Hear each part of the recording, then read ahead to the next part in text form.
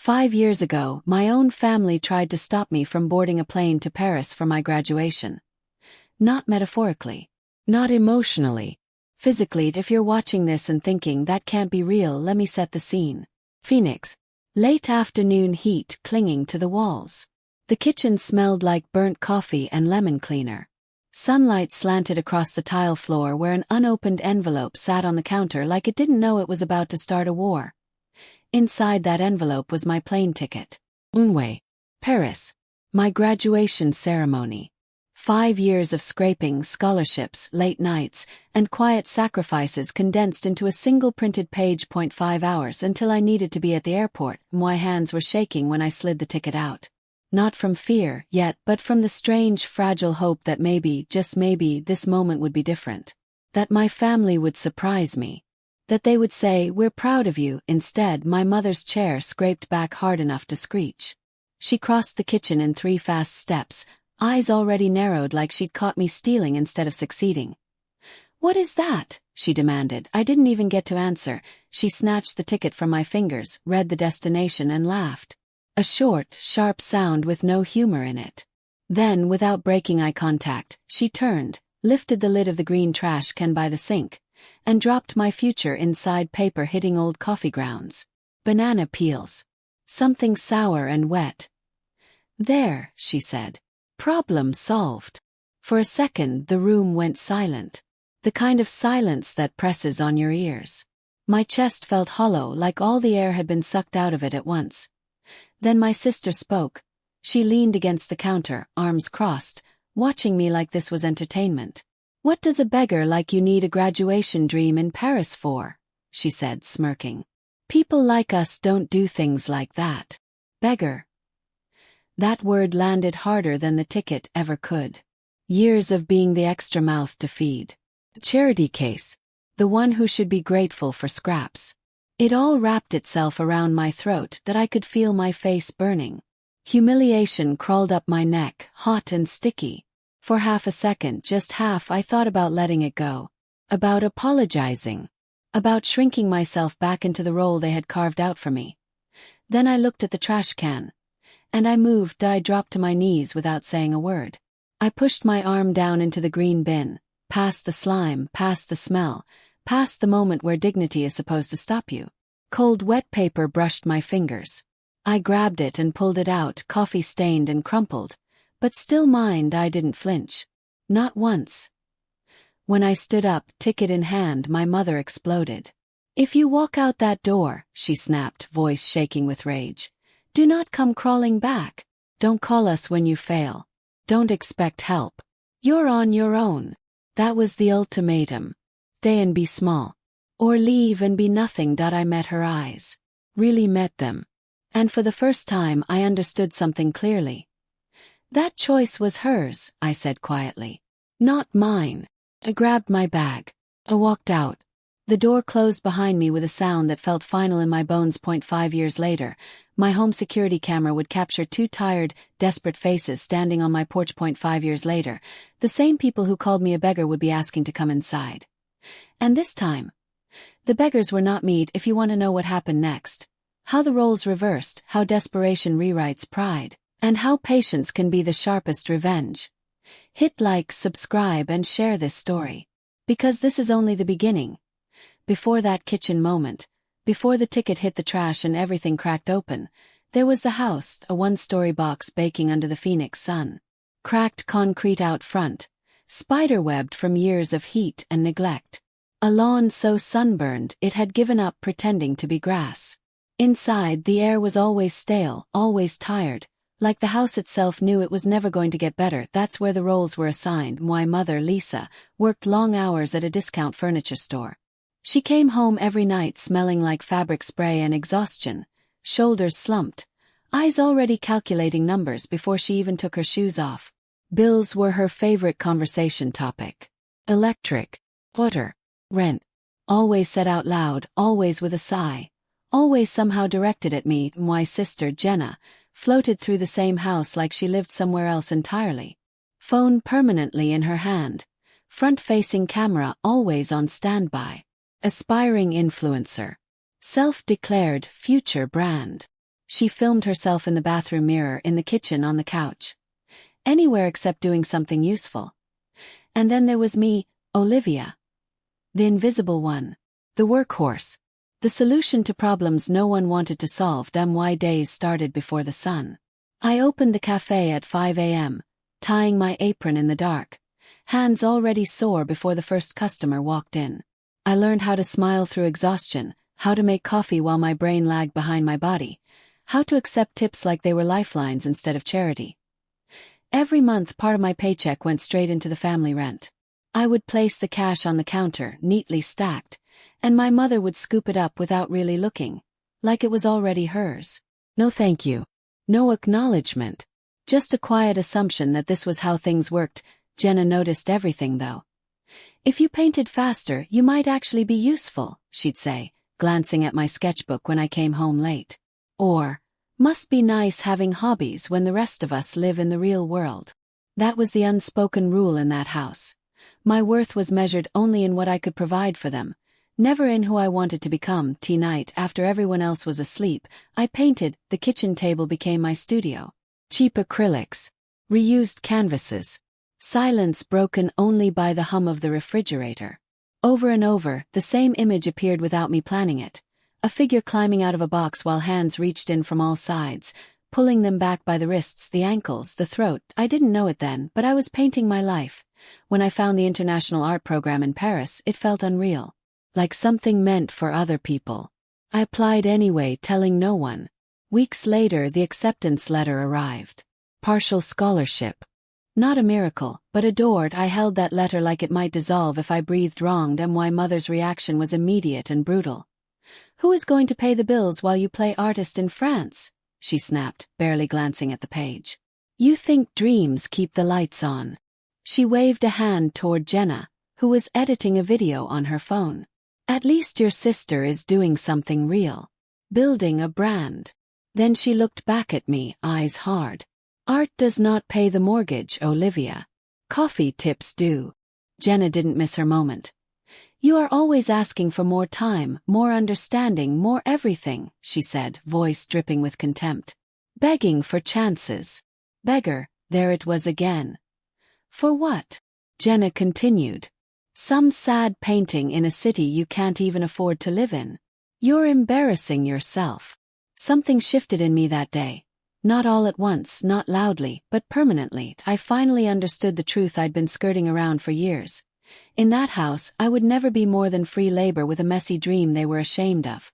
No amount of money, exhaustion, or self-erasure would ever earn me respect.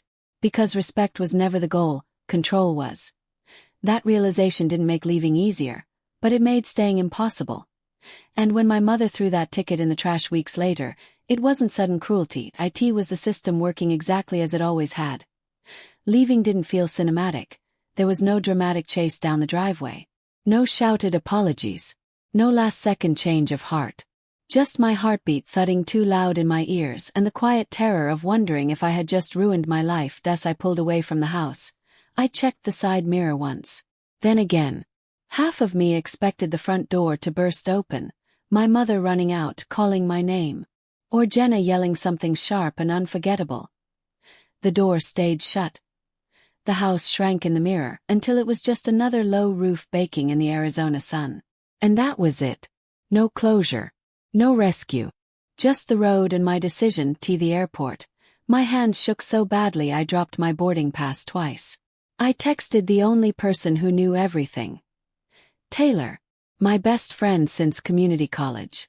She worked double shifts as a nurse and somehow still answered my panicked messages at 3 a.m. when I landed in Paris hours later. My phone buzzed, a screenshot, a money transfer. Taylor's message came right after. It's not much. I'll eat ramen this week. You don't turn back now.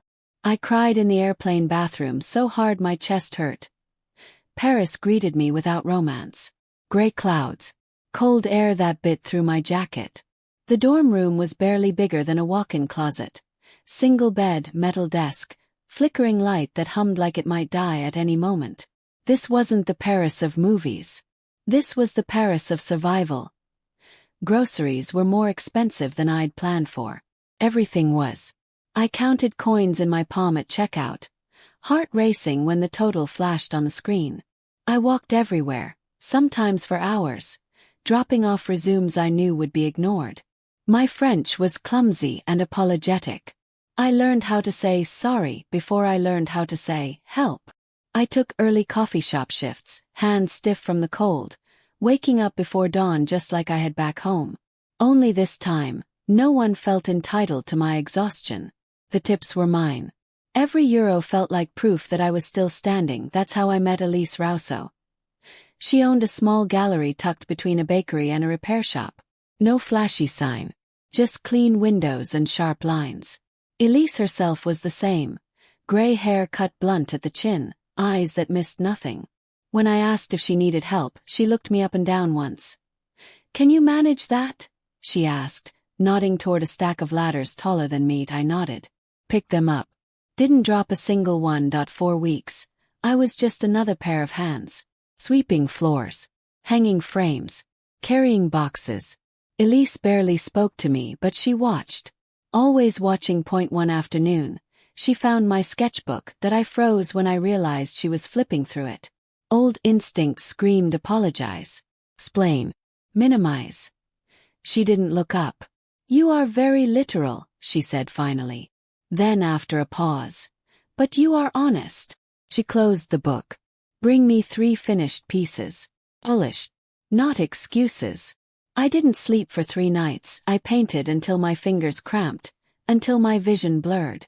I poured everything into those pieces, the box, the hands, the escape. But this time the figure was standing. Taller. Facing forward. Elise hung one piece in the next show. Far left corner. Small space. A tiny printed label beneath it. Olivia Carter. Mixed media. I stood across the room pretending not to stare. An American tourist stopped. Tilted her head. Leaned closer. Just a question. Elise answered. The woman nodded. Then she bought it. Elise handed me an envelope at the end of the night. Inside was cash. Real money. Earned for my work. That I held it like it might disappear. I was no longer just the girl who handed over her tips at a kitchen counter and got called a beggar. For the first time in my life, I was an artist who got paid for her work. And nothing, not even the people who tried to bury me, could take that away. The graduation showcase loomed over us like a final judgment. 1 piece per student. No second chances. No revisions once it was hung. Months of work distilled into a single statement that would decide whether anyone beyond the school ever remembered your name. My piece took over the corner of my dorm room for nearly 3 months. A large mixed media canvas. Heavy enough that moving it alone left bruises on my arms. I layered it with trash textures. Actual receipts from the cafe, crushed coffee sleeves, bus tickets rubbed thin from overuse. I glued fragments down, tore others back up, letting the surface stay rough and unresolved. The center. I pressed a crumpled boarding pass beneath resin so it looked trapped but visible. I titled it Exit Wound. 2 days before installation. I almost pulled it. A faculty advisor stared at it, 2 long lips pursed. "It's very personal," she said carefully. "You might want something safer for your final." I told Elise that night, voice shaking. She didn't hesitate. "Pretty is cheap," she said. "Honest is rare. Do not trade rare for approval." So I didn't. Exhibition night arrived cold and bright. The gallery buzzed with families, friends, cameras flashing. I stood alone by the wall, hands clasped in front of me, pretending not to notice the empty space where my family should have been. Taylor texted me from the hospital between patients. Watching the live stream. "I'm so proud of you," I could scream. I swallowed hard and kept standing. That's when Marco Alvarez stopped in front of my piece. He was in his 30s, blazer sharp but worn, eyes alert in a way that made you feel examined rather than admired. He didn't say anything at first. Just leaned in, tracing the layers with his gaze. "What's the story?" he asked. I didn't sugarcoat it. I told him about the cafe. The ticket. The trash can. My family throwing away my way out and calling me a beggar for wanting more. He nodded slowly. Then he handed me his card. "I work in tech," he said. "Brooklyn. But I collect work that tells the truth. I think other people need to see this." Weeks passed. Then an email arrived. "Group show. Brooklyn. 2 pieces requested." Shipping canvases across the ocean felt surreal. So did the notification that followed. Sold. All caps. No apology. Marco called the next day. I'm opening a new space, he said. Studio and gallery. Focused on artists who were told they were foolish, unrealistic burdens. I want you as the first resident artist. And co-curator. When I saw my name on the window, Carter Studio, I had to sit down. While my life was expanding, another one was quietly collapsing in Arizona. There was an empty seat at the kitchen table that no one mentioned. Bills kept arriving, but my money didn't. My mother picked up extra shifts, then another credit card. Jenna doubled down on her influencer dream, filming through the stress, insisting everything was temporary. They dismissed me as playing artist overseas. Then the furniture store cut Lisa's hours. Then eliminated her position altogether. The lights went out one night mid-dinner. They ate in silence, shadows crawling up the walls. Possessions disappeared next. TV, chairs, jewelry, sold piece by piece. Jenna hosted a yard sale in sunglasses, calling it decluttering. An eviction notice appeared taped to the door. They moved into a cramped apartment, then a cheap motel, then a shelter. The moment everything snapped came quietly. Jenna was scrolling on her phone when an article slid past her screen. Carter Studio opens in Brooklyn. She stopped. The photo showed me standing in front of exit wound. The caption mentioned the Paris scholarship. The boarding pass thrown in the trash.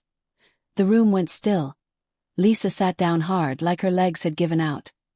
The word beggar didn't sound funny anymore. 2 days later, they spent their last money on bus tickets to New York.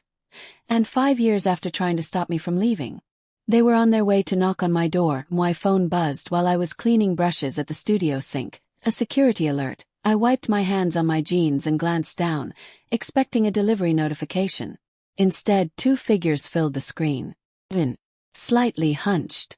One of them leaned closer to the camera, squinting like they didn't quite trust what they were seeing. My heartbeat stuttered. It took a second to recognize them. 5 years had stripped away familiarity. My mother looked smaller somehow, like gravity had finally caught up to her. Jenna's posture, once all confidence and performance, had collapsed inward. Her arms wrapped around herself as if she could disappear this time. They were the ones asking not to be shut out. Marco noticed my face change. Everything okay? He asked gently. I've got it, I said, though my steps toward the door sounded too loud in my ears. Each one echoed with memory. I stopped with my hand hovering over the handle and breathed. I owned this door. I chose who came through it. That I opened it only a crack. Up close, the transformation was undeniable. New lines bracketed my mother's mouth. Worry etched deep into her face. Jenna looked raw. No makeup armor. No phone in hand. Just tired eyes and pride worn thin. My mother smiled. The kind that didn't reach her eyes. You look good, she said. You made it. Jenna glanced past me into the space behind. So this is really yours, she murmured. That's crazy. My mother cleared her throat. We came a long way. We just want to talk. I nodded once. We can talk. Out here. Her smile faltered. Out here, she repeated, eyes flicking to the sidewalk. That door behind me is my boundary, I said calmly. I didn't have one in Phoenix. I do now. Silence stretched. My mother exhaled sharply. We're in trouble, she said. We lost the house. The job. Jenna's voice cut in fast. You left. You cut us off. I didn't raise my voice. I didn't need to. There weren't any calls, I said. Not until the rent was due. That landed. My mother's shoulders sagged. I was scared, she said quietly.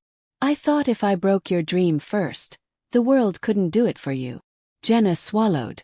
I called you a beggar, she admitted. Now I know what begging actually feels like. Then came the truth they'd been circling. We need help, my mother said. A place to stay. Maybe some money. The old assumption hung between us. You're doing well. You can afford it. You owe us. I took a breath. I won't give you my life back, I said. But I won't turn you away either. I stepped aside just enough to grab a flyer taped to the glass. I run an art program here. We partner with a shelter. Workshops for people who've been chewed up by life and need a way back. There's temporary housing support while people rebuild. Jenna frowned. You'd send us to a shelter. I'd connect you to a system that doesn't depend on me sacrificing myself again, I said. You'd help clean, set up, follow the rules. No special treatment. My mother stared at the flyer, then at me. You'd really make us earn it. Yes. Jenna's voice cracked. I'm tired of being proud and hungry. I met her eyes. So was I. Behind me the studio lights glowed warm. In front of me the sidewalk stretched hard and real. This wasn't revenge, it was the first honest boundary I'd ever set. And for the first time it held. They showed up 3 days later. Their names appeared on the participant list like any others, typed, unremarkable, not highlighted or circled. They started coming twice a week through the side entrance, the one everyone used. No announcement. No special treatment. The first morning my mother stood holding a mop like it was a foreign object. She stared at it for a long second, then at the floor, then finally started moving. Jenna stacked chairs and wiped tables, her movements stiff, like she was waiting to be told she was doing it wrong. Around them were people with harder stories than ours. A man who slept in his car after a medical bill wiped him out. A woman who fled a relationship that turned dangerous when she tried to leave. They listened quietly, eyes down, absorbing the truth that stung the most. They were not special. Just 2 more people who had fallen hard. Change didn't arrive with speeches or apologies. It came in small, almost invisible moments, and why Mother poured coffee for strangers and listened instead of lecturing. She nodded instead of correcting. Jenna handed brushes to a woman rebuilding her life one careful step at a time. They talked about practical things. Bus schedules, supply deliveries, how to stretch groceries until the end of the week. Healing did not come in one dramatic conversation point. One afternoon, Jenna sat at a table long after cleanup, staring at a blank canvas. She didn't touch it. Just stared. Is it stupid, she asked finally, to paint my own story when I don't even like the person I was? I shook my head. Art isn't about celebrating the version of you that hurt people, I said. It's about documenting the version, trying not to do it again. She picked up the brush. During a group session weeks later, a man shared how his parents mocked his dreams until he stopped having them. The room was quiet when my mother slowly raised her hand. I did something like that, she said, voice thin. Only worse. No excuses. No explanations. Just the truth, placed on the table where it belonged later. She found me in the hallway. I was too scared to take my own chances when I was young, she said. So I punished you for taking mine. I didn't say it was okay. I said, I'm glad you could say it out loud. Rebuilding was not graceful, and why Mother entered a job training program through the shelter. Jenna took a part-time job at a thrift store. Hated it at first, then slowly respected the structure of it. They moved into a small shared apartment with other participants. Holidays were awkward. There were slip-ups, tone-deaf comments, old habits that tried to resurface. But there was also something new. They showed up. They helped set up chairs. They sat quietly during workshops. They learned when to speak, and when not to. Somewhere along the way, my anger stopped feeling like armor and started feeling like something too heavy to carry. I didn't forget. I didn't pretend the past was softer than it was. I just chose to stop letting that moment over the trash can be the only thing that defined us. I poured the rest into new paintings, about boundaries, about second chances, about hands that let go instead of pulling back. The start of every workshop now I say the same thing. You can't control what family you're born into or how they treat your dreams. But you can control whether you climb into the trash with it, or climb out and keep walking. Setting boundaries is survival, not betrayal. Forgiving doesn't mean handing someone your life to break again. That I look out at a circle of faces from every background, all holding their own shredded tickets and slammed doors. Called lazy, dramatic, selfish. Beggars. My revenge was not watching my mother and sister show up at my door with nothing. My revenge was building a life so solid their cruelty couldn't shake it anymore. And then using that life to help other people stand up too. You are allowed to outgrow the people who refuse to grow with you. You are allowed to walk away from anyone who treats your dreams like garbage. And you are absolutely allowed to build something beautiful out of the scraps they tried to bury you under. Not just for yourself, but for everyone who will come after you needing proof that it's possible.